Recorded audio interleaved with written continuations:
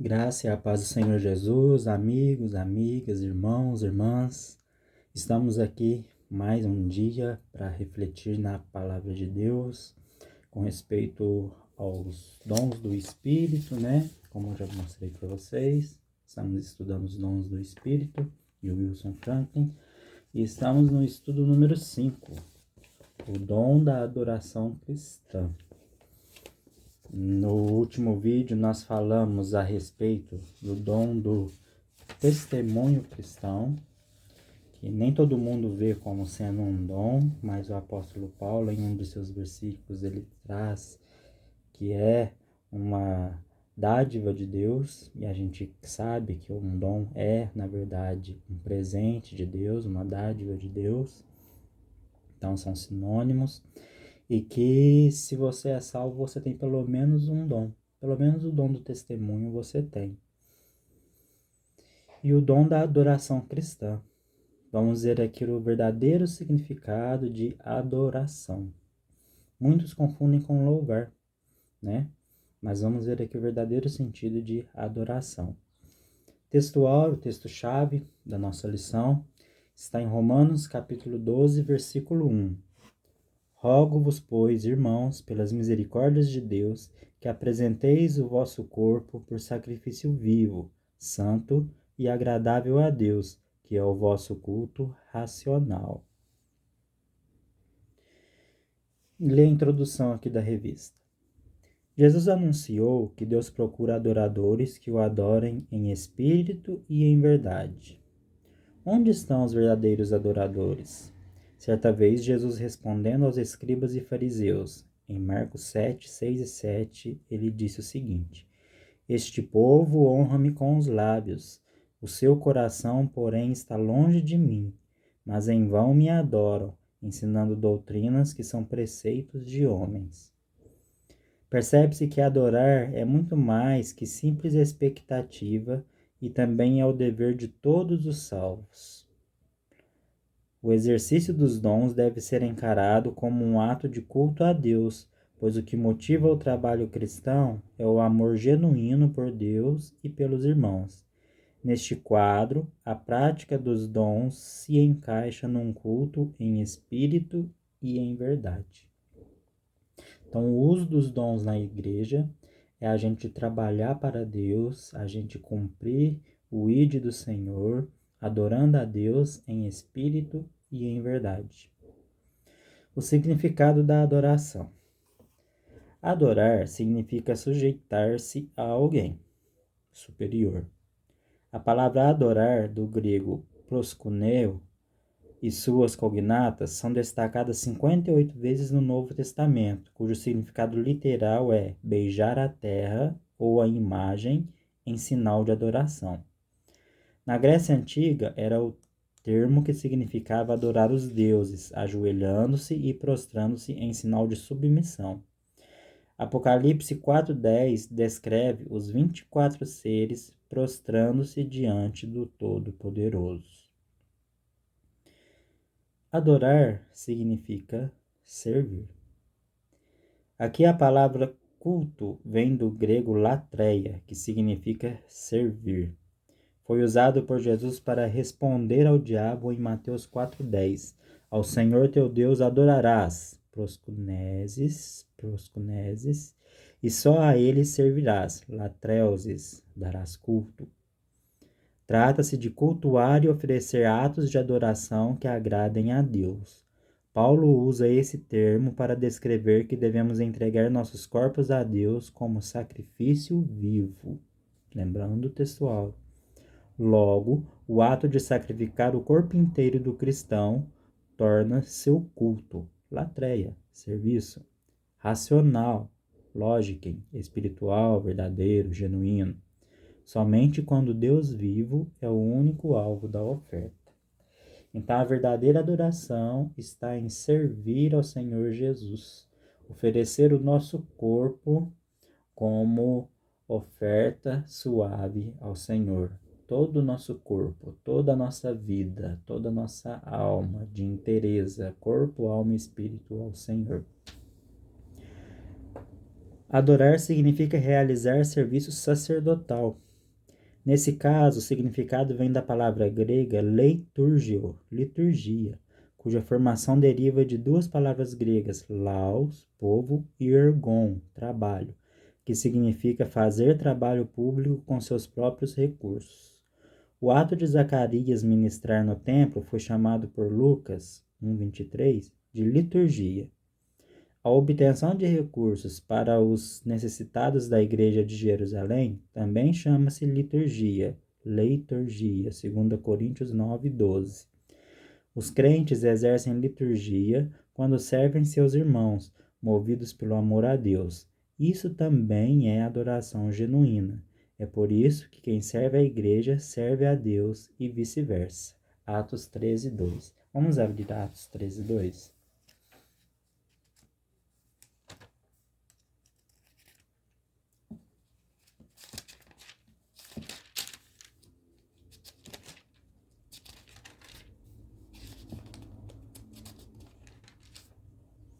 Atos 13:2. E servindo eles ao Senhor e jejuando, disse o Espírito Santo: Separai-me agora Barnabé e Saulo para a obra a que os tenho chamado. Então Jesus chama seus discípulos a servir. Isso é adoração. A base para a adoração. No reino de Deus, as Sagradas Escrituras são a única fonte de fé e doutrina. Ela é bússola que indica a direção certa a que se deve seguir. Meus amados,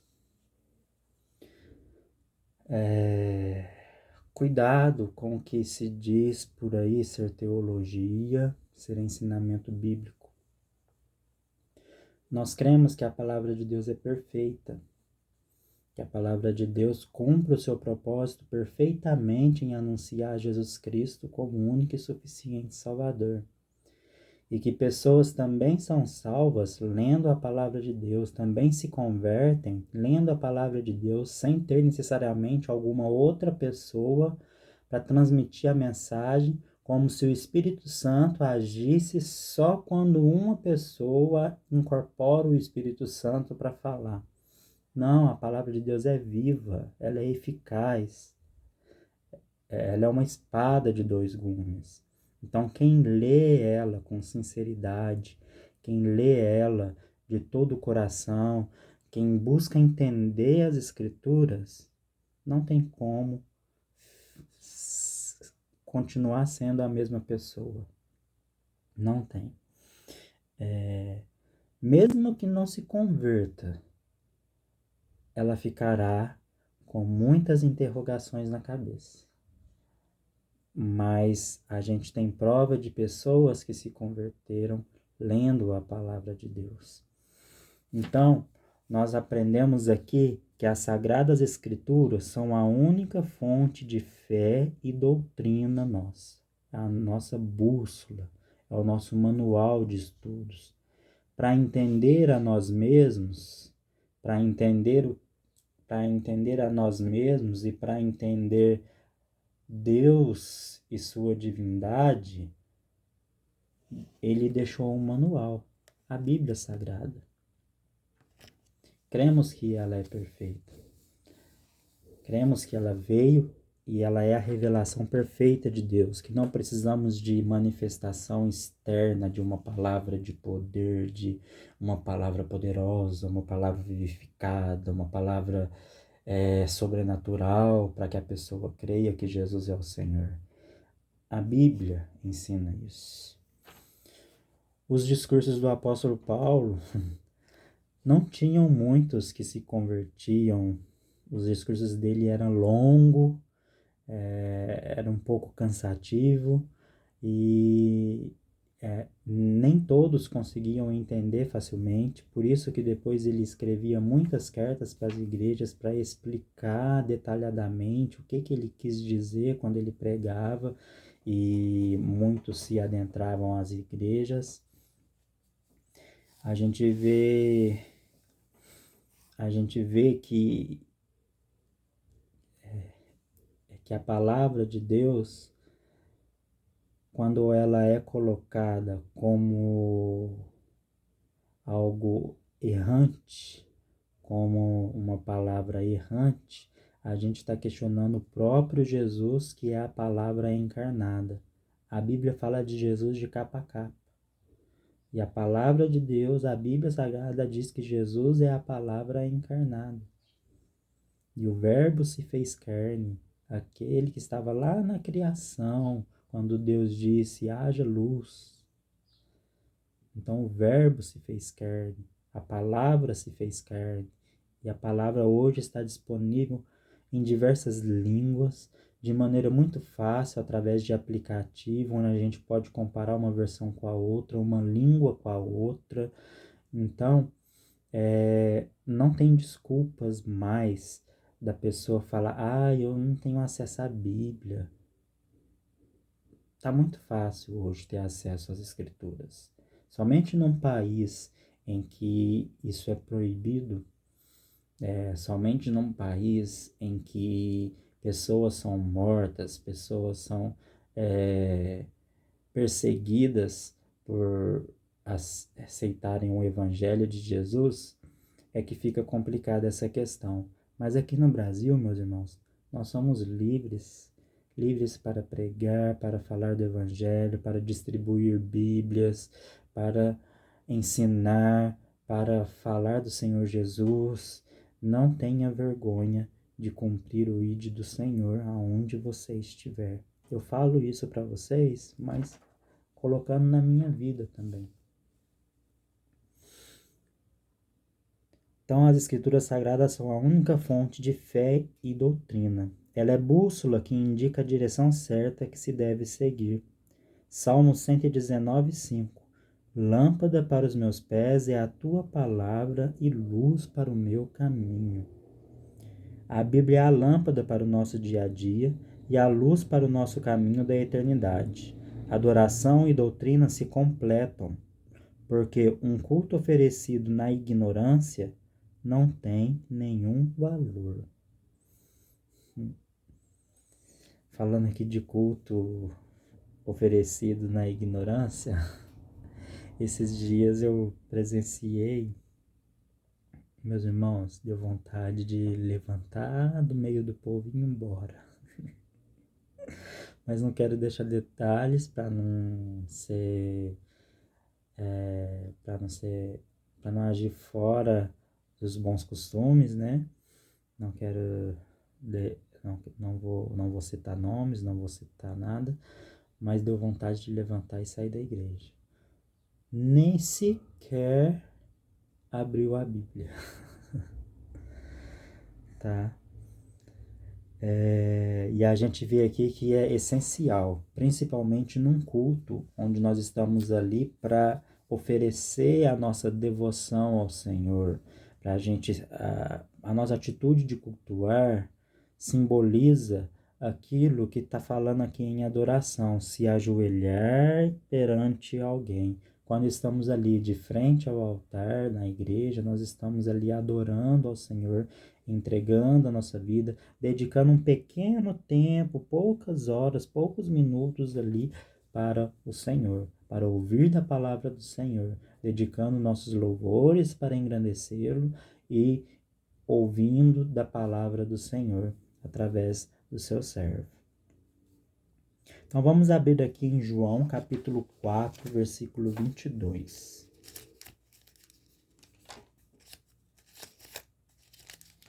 João capítulo 4, verso 22.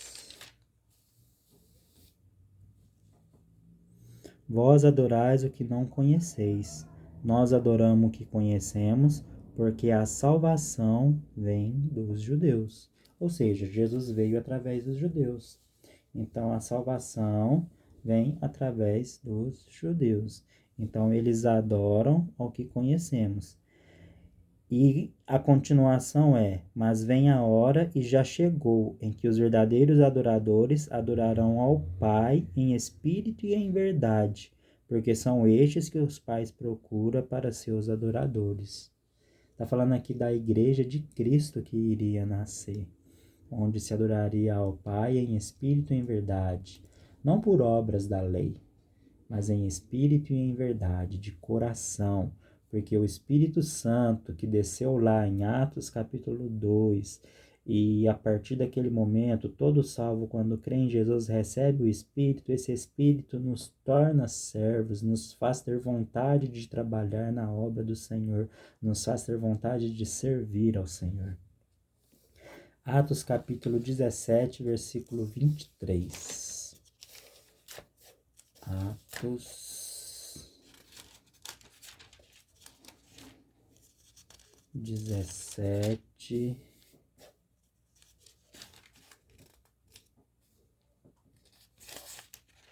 23. Porque passando e observando os objetos de vosso culto, encontrei também um altar no qual está escrito: ao Deus desconhecido, pois esse que adorais sem conhecer é precisamente aquele que eu vos anuncio.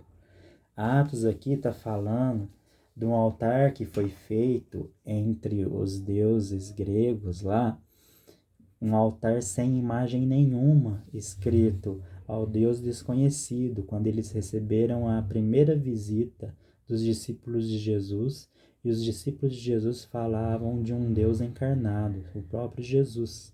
Então eles queriam fazer algo, eles queriam adorar esses discípulos disseram: não, nós não queremos adoração. Nós não somos dignos de adoração, nós não somos deuses, não somos anjos, nem os anjos merecem adoração. E eles disseram: não, a nós vocês não darão adoração. Aí eles pegaram e construíram um altar e está lá escrito: ao Deus desconhecido. Esse é o motivo de que nossa adoração deve ser centrada na palavra de Deus, em especial no Novo Testamento. Portanto, os salvos nunca devem perder de vista que seus dons são ferramentas de adoração, e eles só podem ser usados neste propósito santo. Isso fica muito claro no sentido de servir e na qualidade do serviço litúrgico de adoração, descritos no tópico anterior. Qualquer outra finalidade no uso dos dons é falsidade de culto. Observe como fica fácil identificar o despropósito que é o uso de línguas estranhas, adivinhação mascarada de profecias, comoção generalizada, descontrole emocional, alegando-se ser uso de dons espetaculares.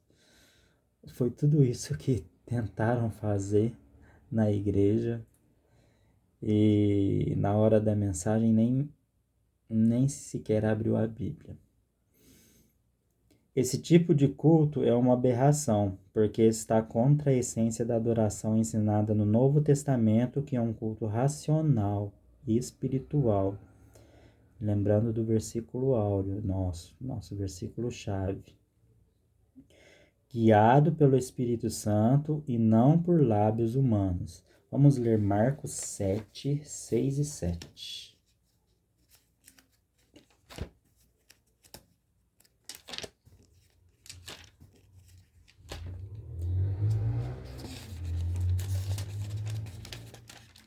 Marcos 7, 6 e 7. Respondeu-lhes: bem profetizou Isaías a respeito de vós, hipócritas, como está escrito. Este povo honra-me com lábios, mas o seu coração está longe de mim. Em vão me adoram, ensinando doutrinas que são preceitos de homens. Cuidado com essas manifestações. Cuidado com essa forma de adoração, com essa forma de culto, essa liturgia da hora do culto. Muito cuidado com isso. Como eu já disse para os irmãos, eu não vejo problema nenhum no louvor, a gente ali louvar, levantar as mãos, bater palmas, dar glória a Deus, falar um aleluia. Até na hora da pregação também, dar um glória a Deus, falar aleluia.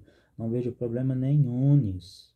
O problema tá quando se perde o controle, quando foge da ordem e decência que Paulo tanto adverte em 1 Coríntios 14. Os dons e a adoração. Em Romanos 12:1, Paulo diz que a oferta, qual que é a oferta? dos vossos corpos como um sacrifício vivo, santo e agradável a Deus? Ele diz que é um ato de adoração espiritual. Se esses mesmos corpos estiverem sujeitos à cabeça, quem que é a cabeça? Cristo. Para servir profetizando, ou seja, pregando, exortando, ensinando, contribuindo, presidindo e exercendo misericórdia, Romanos 12, de 1 a 8, é claro que essa lista pode ser ampliada para englobar outros ministérios. Vamos ler Romanos 12, de 1 a 8, então.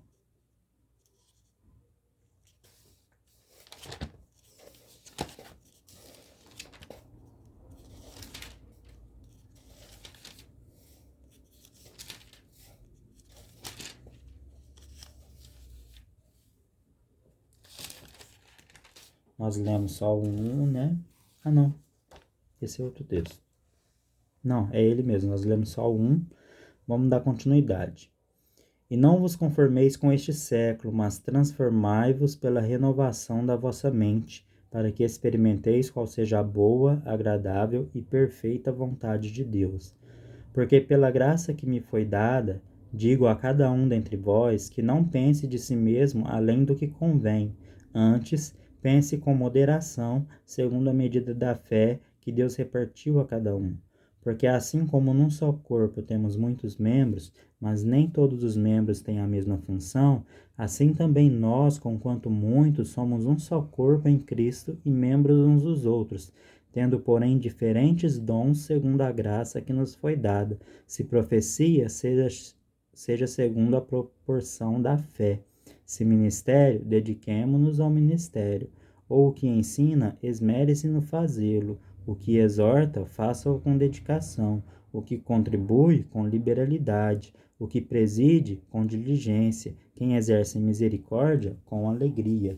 E é lógico que existem muitos outros dons espirituais, né? O culto na igreja primitiva alcançou significado quando a congregação se reunia com corações sedentos para louvar com cânticos e ensinar a palavra de Deus. Conforme Efésios 4:12, era uma ocasião de treinamento, a palavra no grego, catartismo, dos santos para servirem a Deus dentro e fora das reuniões. Observe que os dons cooperam no culto para produzir o amadurecimento da igreja, tornando seus membros os mais parecidos possível com Jesus. Esse crescimento espiritual evita que sejamos levados por ventos de doutrinas, heresias, né? Ao mesmo tempo em que promove uma edificação de si mesmo em amor. Efésios 4:16. Vamos ler lá, Efésios 4:16.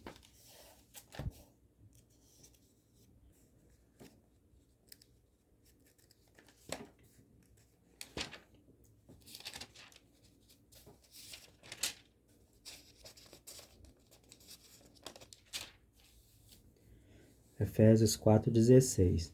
De quem todo o corpo, bem ajustado e consolidado pelo auxílio de toda junta, segundo a justa cooperação de cada parte, efetua o seu próprio aumento para a edificação de si mesmo em amor. Então, o dom que realmente edifica-se a si mesmo são todos, para servir na obra de Deus, né? Todos ligados pela junta no corpo de Cristo para servir na obra de Deus. Observe que a edificação da pessoa acontece como resultado da edificação da igreja. Então, a gente é edificado não porque a gente faz alguma coisa, mas porque a igreja é edificada. Se a igreja cresce, a gente cresce junto com a igreja em conhecimento, em sabedoria, em amor, em comunhão. Isso é uma edificação. Em primeiro plano, é por isso que não existe o dom de edificar-se a si mesmo. A nossa edificação só acontece quando adoramos, isto é, servimos a Deus e uns aos outros. É através desse exercício dos dons, que crescemos espiritualmente. ou seja, somos edificados. Aqui está a razão principal que Paulo usar a edificação da igreja como chave para o uso dos dons em 1 Coríntios 14. Um exercício dos dons transforma o culto numa experiência alegre, ao mesmo tempo em que responde às expectativas de Deus eterno vivo. A adoração, nesse sentido, é um instrumento poderoso para alcançar o mundo para Cristo. Benefícios imediatos e duradouros são alcançados quando a igreja se liberta de práticas que inibem a liberdade do Espírito Santo, sejam elas os exageros do formalismo ou da espontaneidade. É o que eu disse para os irmãos, gente. Não precisa de um exagero no formalismo, aquela coisa totalmente calada, aquele culto totalmente calado, mas também aquele culto completamente emocional. É um equilíbrio. É um equilíbrio. Os dons foram criados por Deus para edificar a igreja. Todavia, o exercício dos carismas devem ser subordinado ao amor, ágape, de 1 Coríntios 13, de 1 a 3. Isto porque somente o amor edifica. 1 Coríntios 8:1. Vamos ler 1 Coríntios 8:1. 1 Coríntios 13 todo mundo já conhece. Vamos ler 1 Coríntios, e eu já citei também. Vamos ler 1 Coríntios 8:1.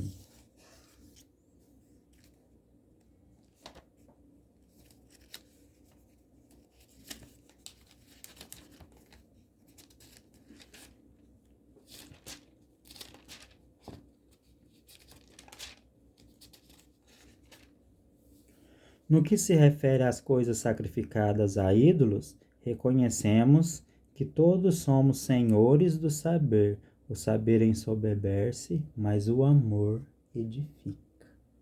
Então tá claro aqui, né, que o amor edifica. O amor traz edificação para a igreja.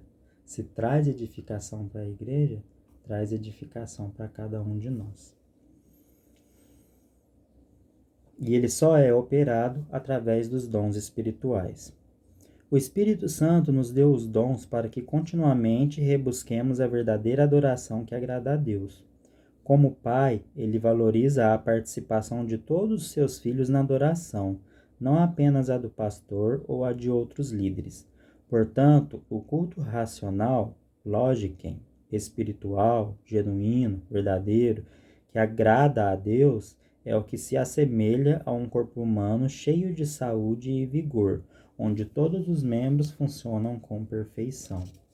Não há membros atrofiados ou aleijados. Por isso, ser membros uns dos outros, está lá em Romanos 12:5, envolve o serviço a Deus, onde os irmãos servem-se mutuamente com os seus carismas, ou seja, com os seus dons. Está bem frisado aqui na revista, ó, os exercícios dos dons transformam o culto numa experiência alegre, ao mesmo tempo em que responde às expectativas do Deus eterno vivo. A adoração, neste sentido, é um instrumento poderoso para alcançar o mundo para Cristo. Então, se a igreja estiver lá cheia de gente falando em línguas, como diz o próprio apóstolo Paulo, um indouto, um não crente irá entrar ali e vai falar, estão loucos, não vai trazer edificação. Mas se entrar ali, onde está sendo com ordem e decência, e a palavra de Deus explicada com sabedoria, vinda de Deus, vinda do Espírito Santo, com certeza a pessoa sairá transformada.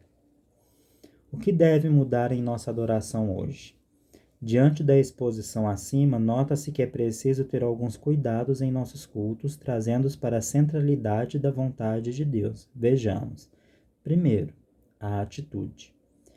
A principal mudança em relação aos cultos não é quanto à forma exterior, mas quanto à atitude de cultuar a Deus e compreender a realidade da sua maravilhosa presença em nós, como grupo e como indivíduos.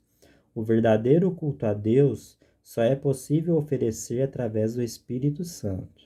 O termo grego pneumate de Filipenses 3:3 está no caso instrumental, que significa por meio do Espírito. Lá no versículo fala através do Espírito. Vamos ler Filipenses 3:3.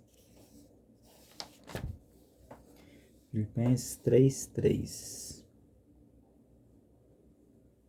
Porque nós é que somos a circuncisão, nós que adoramos a Deus no Espírito.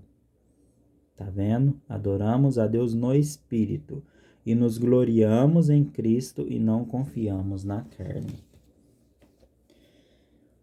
Segundo, a sacralização do formalismo ou da espontaneidade. Desde o início da Igreja, dois perigos rondam os cultos. Não é de hoje que existe pentecostais, neopentecostais e igreja tradicional. O primeiro é o formalismo que sacramenta a maneira de adorar a Deus. É uma espécie de profissionalização do ato de adorar, que anula o poder de uma comunhão mais íntima com o Senhor. E o segundo é uma espontaneidade tal que dá lugar a uma liberdade com o uso de falsos dons totalmente desprendidos do Novo Testamento, criando desordem e confusão nos cultos. As duas maneiras são incompletas por sua falta de amor. Você pode se emocionar na igreja? Pode. Pode não. Se a palavra de Deus te tocou, se você sente vontade de chorar, não precisa ter vergonha, chore. Pregadores de rosas, pregue os espinhos também. É o espinho que vai fazer mudança na vida do crente. É a pregação do espinho. Então, a gente deve sim expressar nosso sentimento. A gente não pode levar ao extremo, ao ponto extremo, aos dois extremos. O formalismo extremo de uma igreja tradicional totalmente formal e a espontaneidade descontrolada de uma igreja como se fosse pentecostal ou neopentecostal. Conclusão. Nossa adoração deve manter o equilíbrio entre a forma e a liberdade. Não se pode de modo algum ficar preso a um formalismo que coloca Deus a quilômetros de distância num trono, como se fosse um soberano rei terreno que vive separado do seu povo. Por outro lado, não devemos nos entregar a uma espontaneidade tal que desprezem a ordem e os ensinos bíblicos da adoração. O uso dos nossos dons deve honrar a Deus em decência e ordem nos cultos. Somente assim haverá edificação da igreja. Segundo ponto da conclusão, nossa adoração deve ter uma forma de expressão atualizada. Não podemos nos esquecer que vivemos no século XXI. Portanto, o uso de nossos dons deve ser contextualizado com as necessidades de nossa época.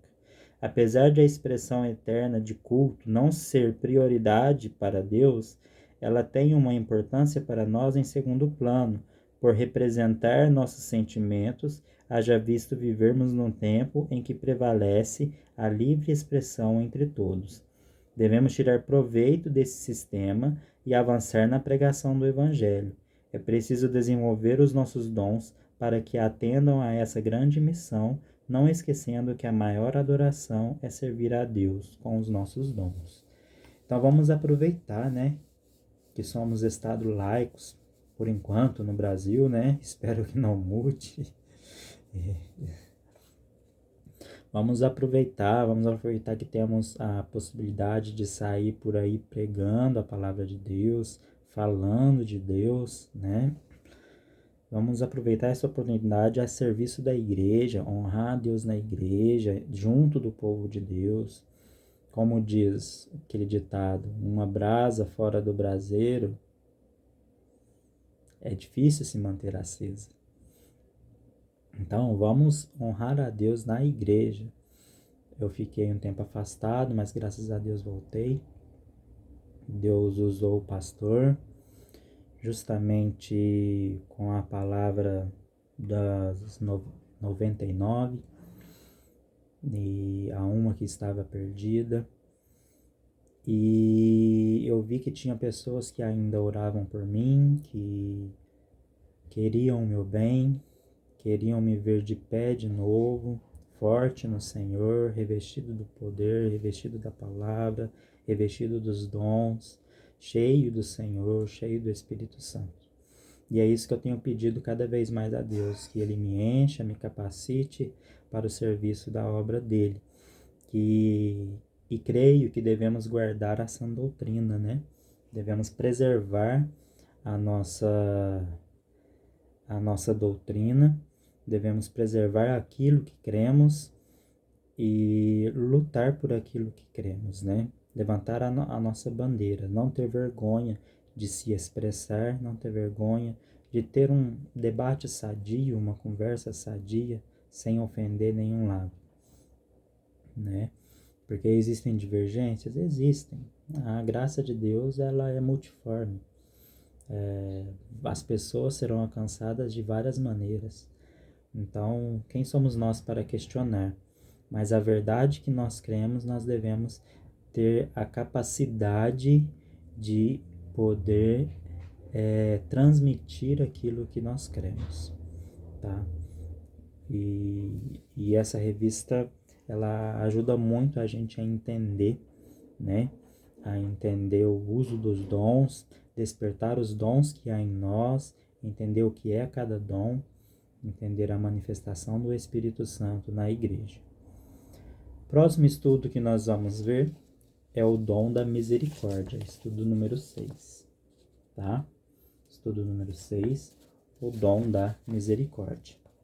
Se você é pentecostal, neopentecostal, não se sinta ofendido, não foi de maneira nenhuma querendo ofender, não foi de maneira nenhuma querendo desmerecer a sua doutrina. Vocês têm a sua doutrina, nós respeitamos isso, nós temos a nossa doutrina, respeitamos a nossa doutrina, levantamos a nossa bandeira, vocês levantam a bandeira de vocês e somos irmãos. Isso não nos impede de ter comunhão uns com os outros. E vocês também entendem que o exagero é um fator um fator que foge da ordem e decência que a Bíblia tanto pede. Eu sou de família 98% pentecostal. Então eu sei bem tanto o lado pentecostal quanto o lado tradicional. A minha infância até o começo da adolescência eu estudava os livros e a revista da CPAD, da Casa Publicadora das Assembleias de Deus, estudei a Bíblia de Estudo Pentecostal de cabo a rabo. Então, eu entendo o ponto de vista de vocês, tá? Só não creio da mesma forma. Logo que eu comecei a ter mais conhecimento um pouco e percebi que dentro da igreja não estava acontecendo coisas que a própria Bíblia de Estudo Pentecostal fala que não deve ser feita e estava sendo feita, a minha tia me convidou para um culto na Igreja Batista. Eu fui para a Igreja Batista e me identifiquei muito ali e voltei para lá. Então, graças a Deus, Deus tem trabalhado na minha vida e espero que Ele possa trabalhar na sua vida também. Se você ainda não é crente, está aqui ouvindo essas mensagens, ouvindo os nossos estudos, que você possa procurar uma igreja para servir, procurar uma igreja para trabalhar os seus dons, porque se você crê no Senhor Jesus, o Espírito Santo já habita em você.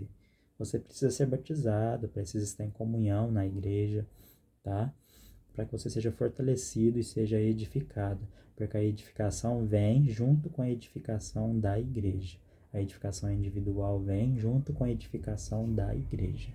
Então, não é uma edificação individual por si só ela não existe, tá? Então, em nome de Jesus, que você seja abençoado, graça e a paz do Senhor Jesus a todos vocês. Amém.